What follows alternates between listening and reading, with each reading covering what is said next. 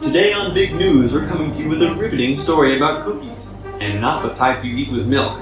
Recently, we've received several anonymous tips that internet cookies, or little pieces of information that a website can store on your computer, are being used nefariously to violate users' privacy.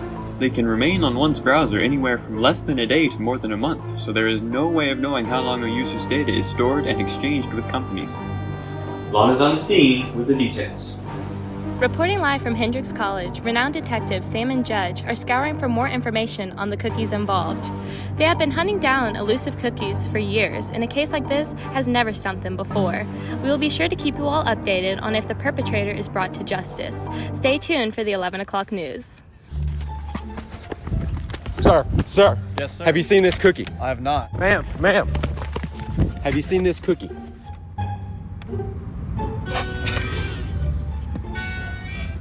Hello? I've just received an anonymous tip. Someone has seen the cookie responsible and is willing to come forward. Let's go. Alright, just before we get started, I want to make sure this is anonymous, right? I really cannot have any of this coming back to me. Of course it is.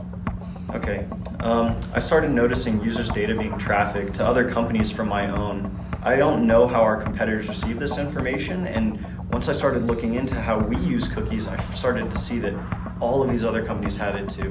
What information was being exchanged?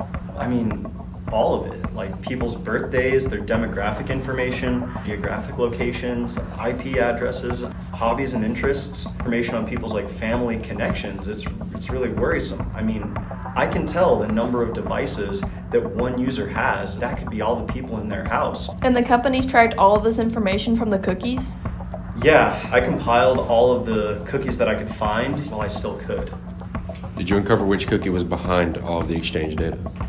No, I really couldn't figure that out. The company suspended my account a week ago when they found out what I was up to. I still have the hard copies. I didn't trust to keep it online at all. Here they are. That's all the information you might need. I can't really say anything else. Good luck. Thank you for your time. Okay, let's get started with the evidence. First up, we have file 1034 first-party cookies. These cookies are directly correlated to the website a user is browsing and are generally safer. Next up, file 1035, third-party cookies. These cookies are more suspicious. They are linked to websites that produce the advertisements that appear during a user's session on the web platform. These cookies allow advertisers to track an individual's browsing history across the web on any sites that contain the company's advertisements. And lastly, we have file 1036, blue-face pixel cookies. These are third-party cookies that act like first-party cookies. How unique. Yes, they are. You can think of them as a hybrid cookie having characteristics of both first and third-party cookies.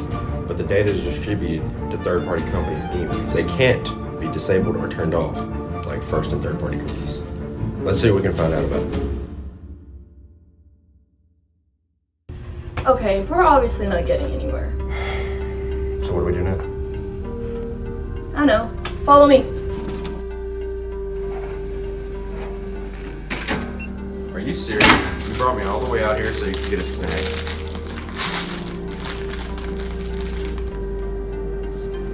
Yeah. Whatever. I'm going back to evidence to see if we can find something we missed. Hey, wait for me!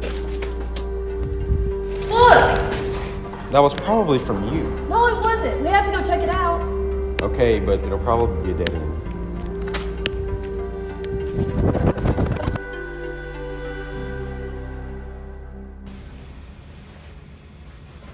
I've been expecting you to. Why did you do it? Where are the cookies? I don't know why you're so upset. It's legal. What's the harm? Users are giving up their data willingly. It's not my fault.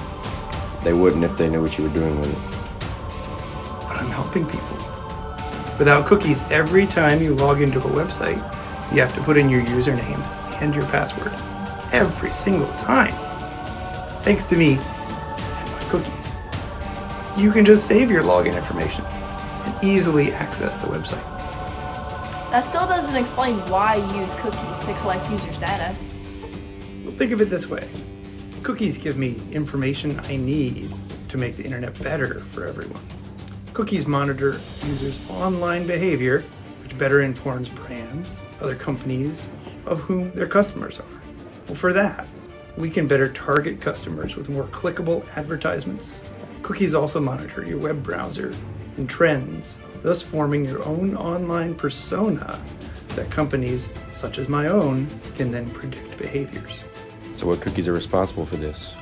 How many are there? Oh, there's countless variations. Take web analytic and customization cookies that can track a user's browser activity. From these cookies alone, companies can know who is visiting the site, how long they're staying there, and what features are being accessed or used. Advertising cookies also track users across websites and help marketers curate ads based on a user's activities and preferences. While your cookies have many of the positive aspects you mentioned, they also have negative effects on your customers' privacy. How? Well, the cookies that are used on your sites may not be directly harmful to your users. The privacy of your cookies obtained from users may be at risk from outside factors because of mishandled information. Hackers, otherwise known as cookie hijackers, then have the ability to use this information to do anything from drain your bank accounts to stealing corporate data.